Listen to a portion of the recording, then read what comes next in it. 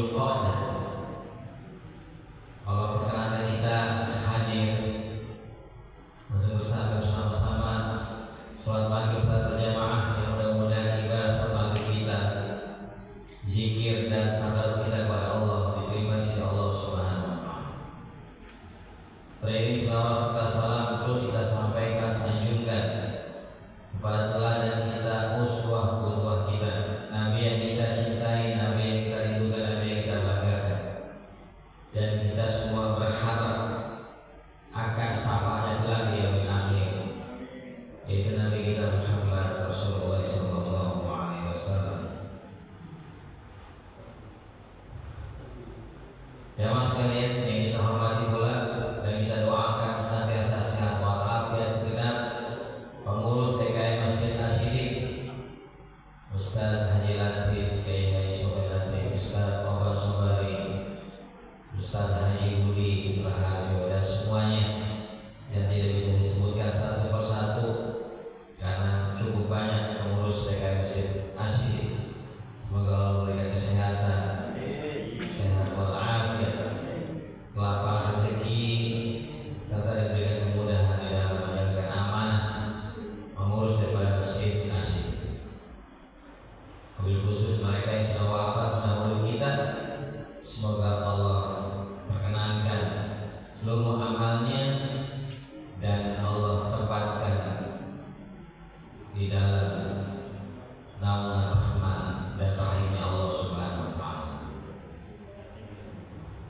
Hari ini merupakan bulan ke-11 bulan Islam, bulan Dzulqa'dah. Kita sudah masuk besok insyaallah bulan malam Ayyamul Bid, bulan memutih, bulan purnama, karena selisihnya 2 hari daripada tanggal Masehi, 13, 14, 15, dan kita berada di bulan-bulan haram, 3 bulan berturut-turut, bulan Dzulqa'dah, bulan Dzulhijjah, dan bulan Muharram.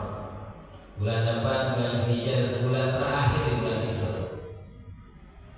Dan setelah itu kita akan masuk di tahun baru Islam 1447 Hijriah. Insya Allah, semoga Allah mantapkan iman Islam kita dan istiqomah kita untuk menjalankan agamanya insya Allah. Namun kali ini saya tidak akan bahas tentang bagaimana sesungguhnya keutamaan bulan haram. Saya ingin bercerita dulu terlebih dahulu. Jadi hampir 2 bulan lebih kajian kita selama Ramadan, Syawal, dan kita baru kembali kajian kita malam Ahad dan juga subuh barokah insyaallah. Mas sekalian, sebut saja yang pertama namanya mute. Mute ini asal daripada Nusa Tenggara Timur atau NTT. NTT itu minoritas, agamanya Nasrani, pekerjaannya nelayan, mencari ikan. Ketika sedang nelayan sekian mil dari bibir pantai, sedang membawa sampannya mencari ikan, tengah malam beliau mendengar suara azan, Allahu Akbar, Allahu Akbar. Kaget dia. Karena ini biasanya kalau azan itu panggilan orang Islam untuk sholat. Kenapa saya ditujukan dengan suara azan? Kemudian dia kaget dan dia jam tangan. Ternyata masih jam 2 dini hari. Ya, dia bingung. Ini tanda apa? Akhirnya bertanya kepada orang Islam. Kemudian dikasih masukan, coba kamu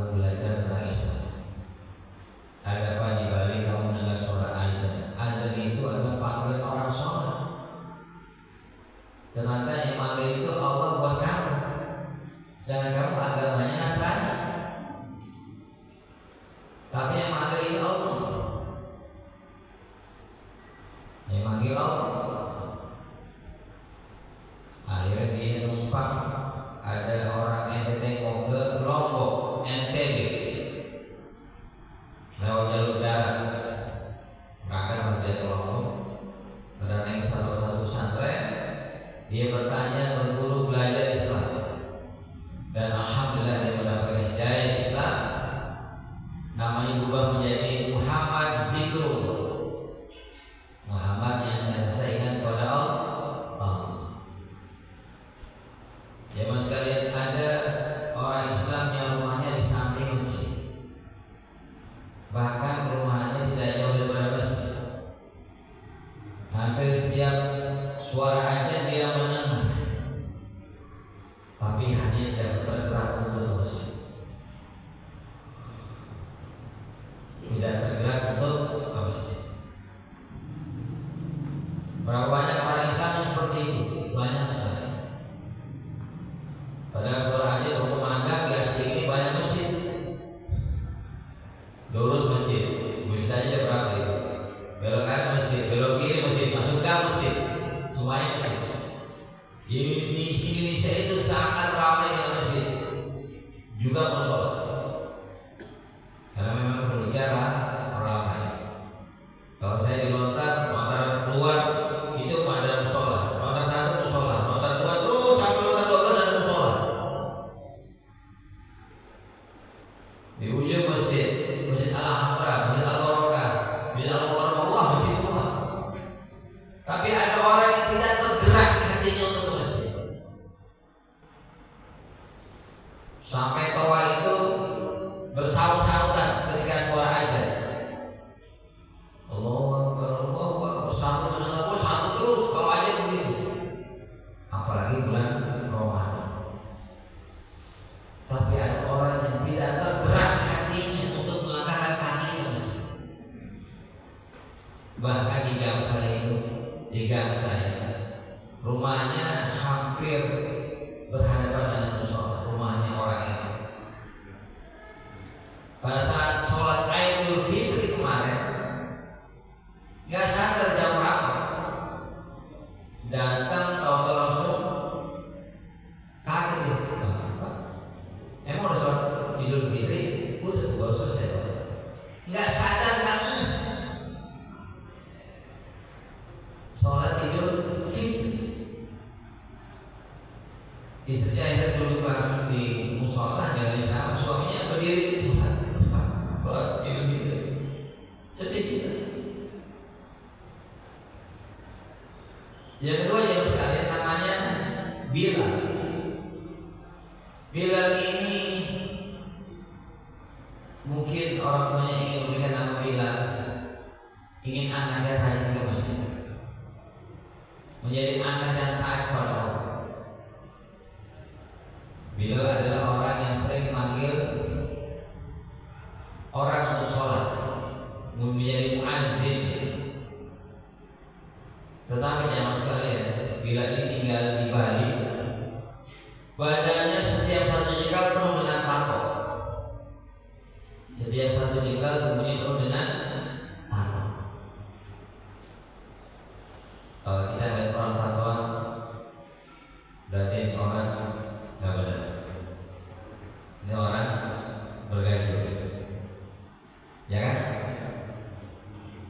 Pasti begitu pikiran kita itu, pasti ini nggak benar orang. Ya mungkin begitulah perkiraan orang. Bila ini ketika party sambil minum-minum, sambil pakai ganja, ada yang pakai kopi di rumahnya, lagi tripping, tiba-tiba dia terjatuh tertegun. Entah bagaimana dia akhirnya terdiam, diam aja. Mungkin merenungi perjalanan hidupnya. Kenapa nama saya Bilal? Tapi Allah saya jelek. Kenapa nama saya Bilal? Tapi Allah saya jelek sekali. Tukang mabuk, tukang ini, tukang itu. Akhirnya kawan-kawannya disuruh pulang. Kawan-kawannya disuruh pulang, jangan sekalian.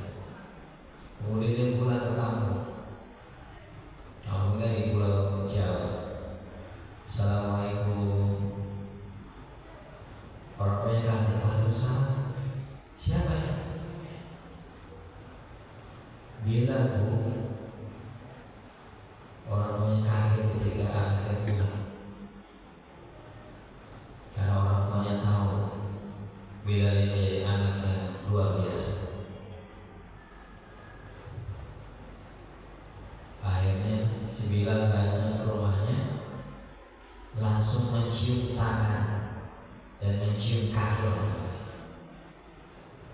Orang tuanya kaget. Ada apa Bila? Ternyata Bila sudah bertobat kepada Allah. Dia sudah meninggalkan minuman keras. Sejak saat itu dia meninggalkan ganja dan dia meninggalkan kokain. Dia meninggalkan sabun ayam. Biasanya orang Bali itu sabun ayam, ya, mabok-mabokan. Orang tuanya sangat bersyukur sekali, ya Allah. Kenapa kamu bisa begini? Panjang ya masalahnya. Ya. Kata Imam Syafi'i katakan, seandainya hidayah itu bisa saya beli, maka saya akan bagikan kepada orang-orang yang saya cintai agar dia bisa mendapatkan hidayah dari Allah Subhanahu wa Ta'ala. Hidayah itu mahal sekali. Seandainya hidayah itu bisa kita beli di supermarket, minimarket, maka orang akan memutar untuk belinya. Jamaah sekalian di sekolah jamaah ini asyidik itu tidak mudah. Kita bisa menjalankan sholat 5 waktu di masjid itu tidak mudah, jamaah sekalian. Yang menuntut kita untuk melangkah ke masjid, yang menuntut kita untuk taqarrub ila Allah adalah Allah Subhanahu wa Ta'ala. Bukan kita. Bukan Ustaz Obat, bukan Ustaz Latif, atau bukan saya, tapi adalah hidayah Allah Subhanahu wa Ta'ala yang menuntut kita untuk bisa menyelesaikan baca Al-Quran khatam 11 kali. Itu bukan kita, tapi Allah Subhanahu wa Ta'ala yang menuntut kita untuk bisa masuk kotak infak sedekah itu, untuk operasional, untuk Masjid Al-Barokah operasional, untuk anak yatim-yatim. Itulah hidayah Allah Subhanahu wa Ta'ala. Bukan karena kehebatan kita, bukan kehebatan ilmu kita, tapi karena hidayah Allah Subhanahu wa Ta'ala. Kita masih ingat pamannya Rasulullah, siapa namanya? Yang hingga wafatnya belum mengucapkan 2 kalimat syahadat. Abu Thalib. Itu sungkan orang-orang kafir Quraisy untuk menjegal setiap dakwahnya Rasulullah, menghadap setiap dakwahnya Rasulullah. Dalam usia 60 tahun sangat menyayangi ponakannya Rasulullah SAW. Tetapi ya sekalian, hingga akhir wafatnya pamannya Rasulullah Abu Thalib tidak bisa mengucapkan 2 kalimat syahadat. Bedanya cuma 1 bulan 5 hari. Kemudian istrinya wafat, Khadijah, istri tercintanya, yang membackup mendukung dakwah Rasulullah. 2 orang ini di Mekah, paman dan istri. Tapi Rasul begitu sangat sedihnya ketika pamannya wafat, dan sekalian, sampai Allah menurunkan surat Al-Qasas, surat 28 ayat 56. Apa kata Allah Subhanahu wa Ta'ala? Innaka, sesungguhnya engkau ya Muhammad, la tahdi, tidak bisa memberikan hidayah, man ahbabta, terhadap orang yang kau cintai, walakin Allah yahdi man yasha, akan tetapi Allah yang berkenan memberikan hidayah kepada orang-orang yang dicintai, yang diingininya, ya maksudnya. Jadi hidayah itu hak prerogatifnya Allah Subhanahu wa Ta'ala. Kita bisa rutin ngaji, kita bisa rutin melangkah kaki kita setiap hari waktu-waktu.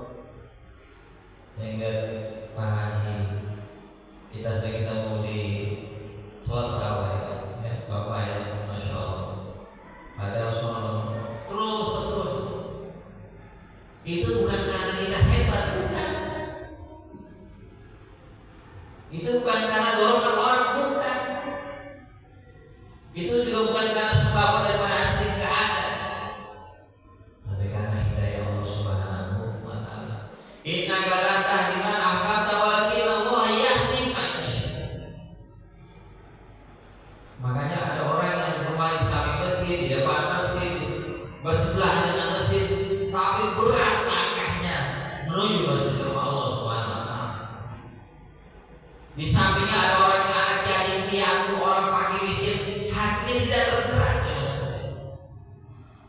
Itu bukan karena apa, karena hidayah Allah Subhanahu wa Ta'ala belum masuk pada dirinya.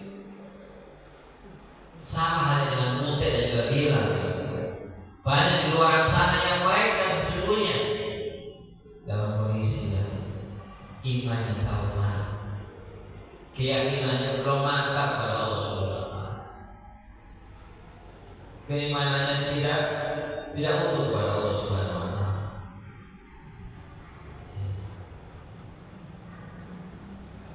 Ummu Sulaim seringkali mendengar doa yang sering dibaca Rasulullah SAW.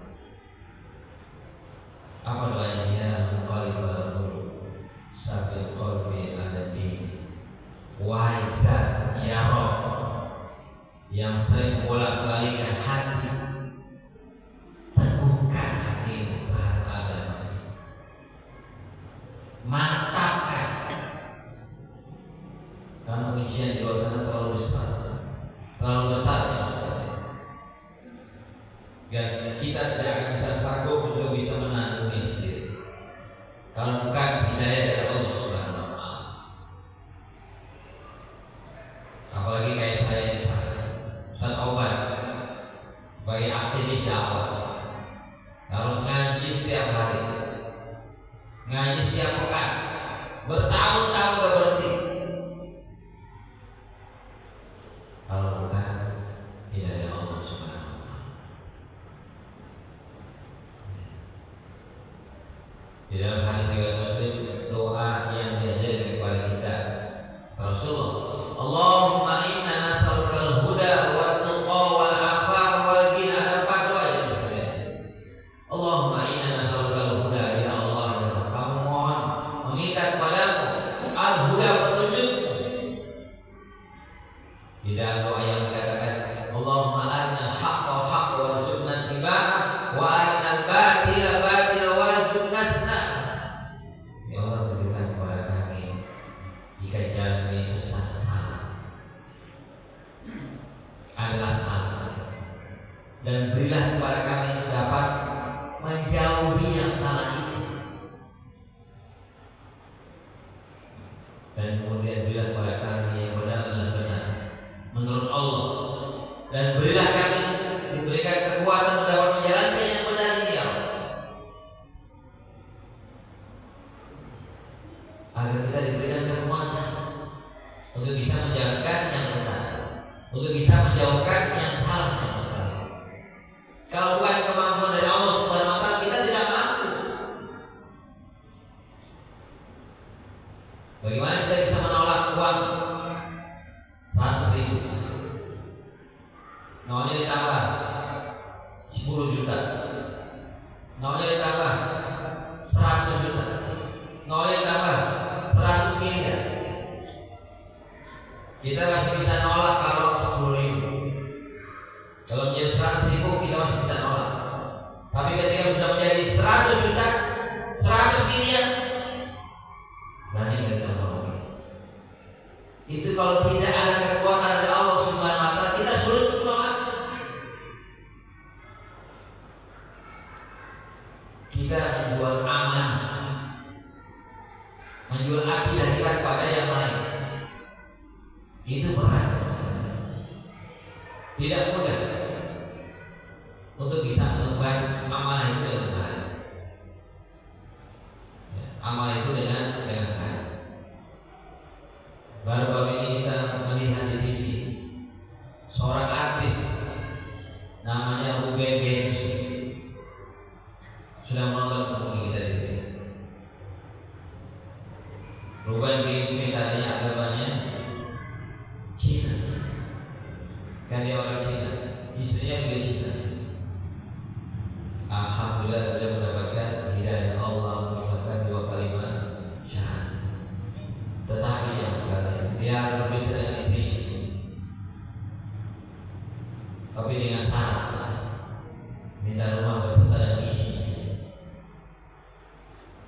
Nilainya mungkin bisa di atas 50 atau 100 miliar di bulan kali. Karena benar kata Imam Syafi'i, itu bisa saya beli, maka saya akan beli berkarung-karung, saya bagi pada orang-orang yang membutuhkan. Karena kalau kita ada anak kita susah atau kita ada sholat jamaah, berat rasanya. Anak kita supaya kita ngaji berat sekali. Istri kita supaya jilbab berat. Kita ajak kebayang anak istri kita kadang-kadang berat. Tapi dengan petunjuk Allah Subhanahu wa taala sesuatu yang menjadi ringan ya mas kalian. Saya melihat Ruben itu kekayaannya Masya Allah. Di TV itu kalau udah rating TV-nya itu banyak yang nonton ya mas kalian. Itu iklannya per detik 100 juta per detik. Yang nonton itu misalkan per detik sekian orang, iklannya itu 100 juta per menit per detik. Apalagi namanya blocking time. Pada saat acara Ruben misalkan ada iklan khusus, itu per detiknya 100 juta, bisa miliaran iklan.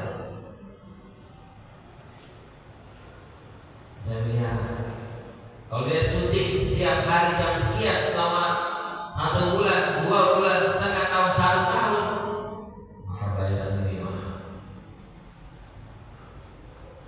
Tapi hidayah itu lebih mahal daripada itu. Hidayah itu lebih mahal daripada itu. Karena yang sekalian, Ibnu Rajab rahimahullah membagi hidayah menjadi 3 bagian. Ibnu Rajab membagi hidayah menjadi 3 bagian. Yang pertama yang adalah Rasyid. Rasyid. Apa itu Rasyid? Yaitu orang yang mengetahui kebenaran dan mengikutinya, menjalankan. Sekarang pengajian di mana-mana, YouTube di mana-mana, tinggal kita buka. Majelis salim di mana-mana. Tapi apakah kita bisa mengikutinya? Enggak setiap kita. Apalagi di majelis salim. Hari Senin ngaji di sini, hari Selasa ngaji di sini, hari Rabu di sini. Itu tempatnya keyakinan muter.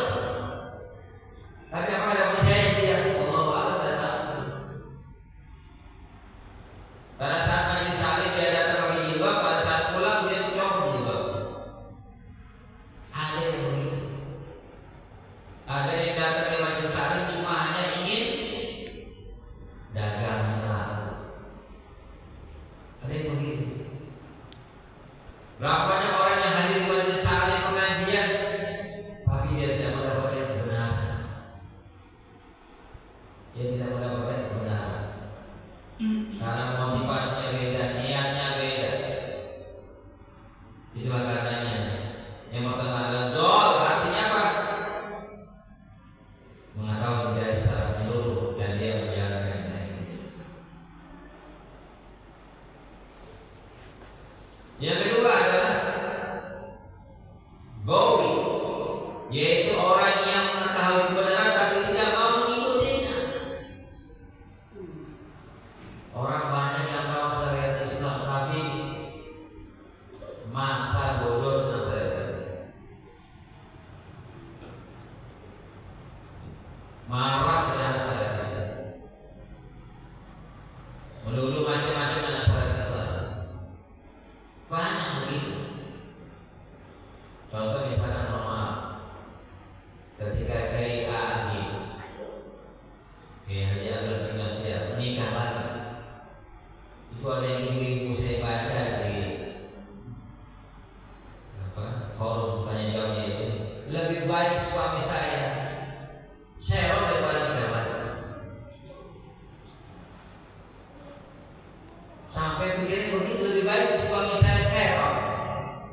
Daripada suami saya nikah lagi. Padahal saya ini di sini, ya kan?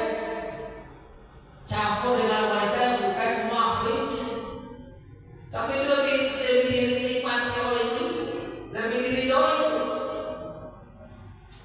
Kan dia masuk ayat melawan syariat Tuhan.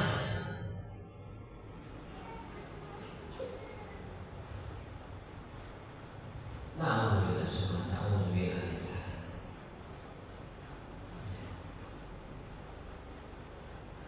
Kalau mau sama aja deh, tapi jangan bicara masalah Islam di sini. Kita ceramah bukan syariat Islam. Ada yang disebut itu ya maksudnya. Diingatin tidak. Kalau bersama sama aja yang bawa politik. Aneh, politik itu dari dalam Islam. Berarti Islam itu sudah sempurna. Dan banyak larangan. Masya Allah. Itu namanya apa? Tu'minu lebih ba'dil kita, maka turun lebih ba'dil kita. Kita mengimani sebagian Alkitab dan mengkufuri sebagian Alkitab. Boleh kan? Boleh. Itu mentalitas orang Yahudi itu begitu. Mentalitas orang Yahudi. Hati-hati. Kalau pakai kerudung aja biasa, nggak usah panjang-panjang. Ada yang begitu. Kalau pakai baju kurung aja, nggak usah panjang-panjang. Nanti curigai teroris, fundamentalis dan lain sebagainya. Masya Allah. Jadi ada orang yang belajar ngaji itu begitu dibatasi, nggak boleh bicara itu, nggak boleh bicara itu. Ya. Dianggap ekstremis, bertentangan dengan hukum di Indonesia ya sekalian. Itu namanya apa? Gawi, yaitu orang yang mengetahui kebenaran tapi tidak mau mengikutinya ya sekalian. Yang ketiga kata Ibnu Rajab adalah dol, yaitu orang yang tidak mengetahui hidayah secara menyeluruh. Dia sulit untuk mendapatkan hidayah. Kenapa? Karena sudah benci terhadap Islam, sudah berprasangka buruk terhadap Islam. Dan ini banyak kita begitu. Termasuk orang Islam sendiri yang berkeyakinan terhadap Islam macam-macam. Tentunya kita bukannya nomor 2 dan juga nomor 3. Kita yang nomor pertama, yaitu adalah Ras. Kalau orang yang mendapatkan kebenaran dan kemudian dia meyakini kebenaran itu dan dia menjalani kebenaran itu dalam kehidupannya sehari-hari. Ketika ada yang sama, saya dikoreksi keyakinan saya, harus meninggalkan ini, harus meninggalkan itu. Itu dengan penuh keyakinan kepada Allah Subhanahu wa Ta'ala. Karena tadi apa doa kita yang pertama, Allahumma inna nas'aluka al-huda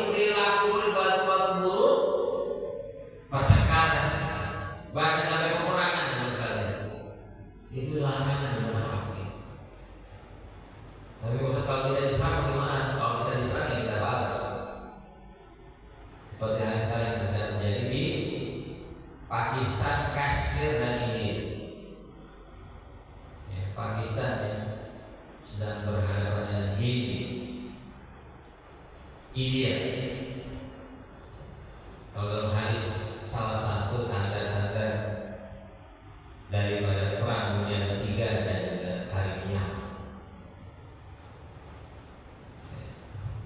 Pakistan negara kecil dan juga Kashmir berhadapan dengan India yang fanatisme agamanya itu sangat kuat. Hindu. Cuma mereka ya, serampangannya mirip dengan Yahudi lalu. Ya, karena apa? Watullah, ya Allah ya Allah, jadikan kami menjadi hamba yang mutakin terus sampai ajal menyebut kita. Kemudian wal afaf dan maafkan dan berok. Ya, kalau di dalam Quran kita Allah innaka afuwwun tuhibbul afwa fa'fu 'anna, ya Allah maafkan dan berok. Engkau adalah zat maha pemaaf, maafkan dan berok. Dosa kami, dosa masjid jamaah masjid asyidik, orang tua kami, istri kami, anak-anak kami, ya Allah, kita baca ya Mas sekalian. Sambil kita renungi hatinya, sambil kita bayangi siapa yang kita mohonkan maaf pada Allah. Nanti kalau udah sampai kita sebayang ya Mas sekalian, kita mohon maaf terhadap anak istri kita, sampai kita dari mampu untuk bisa meneteskan air mata. Kalau Allah sudah memaafkan kita, Allah nikmat luar biasa. Ya, nikmat luar biasa. Dan tidak ada yang dapat memaafkan kita selain Allah Subhanahu wa Ta'ala. Tidak ada yang dapat memaafkan dosa, kesalahan kita, istri kita, anak kita, orang tua kita, jamaah kita asyidik, tetangga kita, selain Allah Subhanahu wa Ta'ala. Allahumma inna nas'aluka al-huda wa tuqa wal afafa wal ghina ya Rabb. Jadikanlah hamba menjadi hamba yang cukup. Gina itu memang kaya. Yang kita minta kaya sama Allah. Mau berapa banyak kaya kita? Cukup kita minta menjadi hamba yang cukup. Cukup buat makan sehari 3 kali. Alhamdulillah kita bersyukur. Walaupun hanya lauknya terbatas, sayurnya terbatas, tapi alhamdulillah kita bersyukur. Cukup bisa dimakan oleh cucu kita, kuku, makan. Ya, cukup bisa buat anak sekolah, kan biaya studi mahal. Tapi kita yakin, orang tua itu yakin bahwasanya ada Allah. Gaji kita PNS kadang-kadang lebih kecil lagi. Kalau PNS masih penting sekarang. Kalau guru honorer kecil banget. Ya. Buat kontrakan, buat anak-anak makan. Kenapa bisa cukup? Yang mencukupkan itu Allah Subhanahu wa Ta'ala. Kalau kita tanya orang tua kita, kenapa bisa hidup anaknya banyak? Ada ustaz yang namanya Ustaz Qurtubi, kayak Haji Ustaz Qurtubi namanya. Dia kalau makan itu nunggu anaknya makan selesai. Anaknya ada 7 orang. Anaknya ada 7 orang.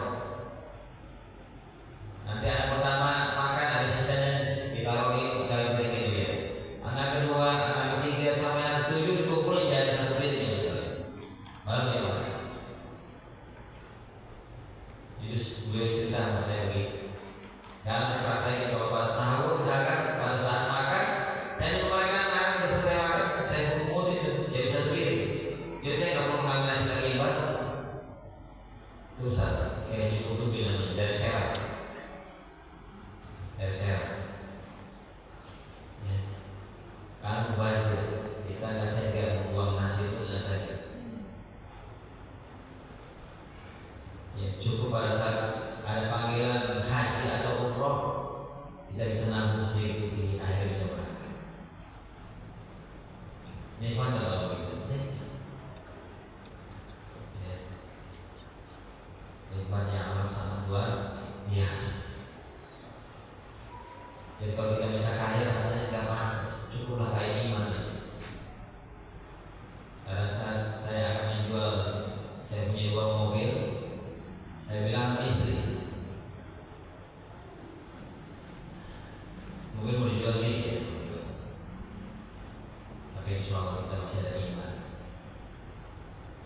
dua mobil kita jual. Insya Allah kita masih ada iman, semoga iman kita jaga sehingga kita wafat. Alhamdulillah istri dua bersyukur pada Allah. Itu yang membuat kita bahagia. Bukan kaya yang membuat kita bahagia, bukan mobil yang banyak yang membuat kita bahagia, bukan kaya yang membuat kita bahagia, tapi rasa syukur kita yang membuat kita bahagia. Jadi hidayah itu mahal, tidak bisa ternilai jumlahnya. Itu hanya hak Allah Subhanahu wa Ta'ala.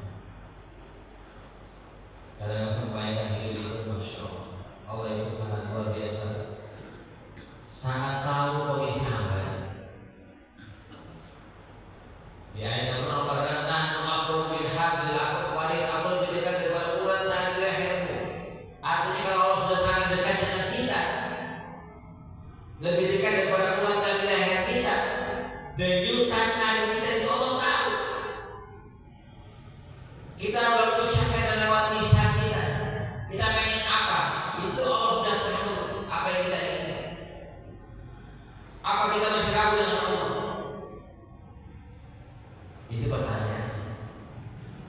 Yang jawab adalah keyakinan kita kepada Allah Subhanahu wa Ta'ala. Kalau kita yakin Allah begitu dekat dengan kita, tidak ada yang bisa menolong kita kepada Allah Subhanahu wa Ta'ala. Tidak ada yang lain. Tempat kita bergantung hanya Allah. Makanya kita pada saat sholat kita baca apa? Ihdinas siratal mustaqim. Tunjukilah kami jalan yang lurus ya, bukan jalan yang bengkok. Siratal ladzina an'amta 'alaihim, jalan yang kau beri nikmat. Siapa itu? Bukan jalan yang kau murkai dan bukan jalan yang tersesat. Siapa mereka? Mereka adalah orang-orang Nasrani dan orang-orang Yahudi. Jadi jalan siratal mustaqim itu jalan yang menuju apa? Jalan yang kau telah beri nikmat ya Allah. Dengan apa? Dengan keimanan dan takwa kepada Allah Subhanahu wa Ta'ala. Ihdinas siratal mustaqim, siratal ladzina an'amta 'alaihim ghairil maghdubi 'alaihim waladdallin. Kamu tanya, itu setiap kali kita sholat,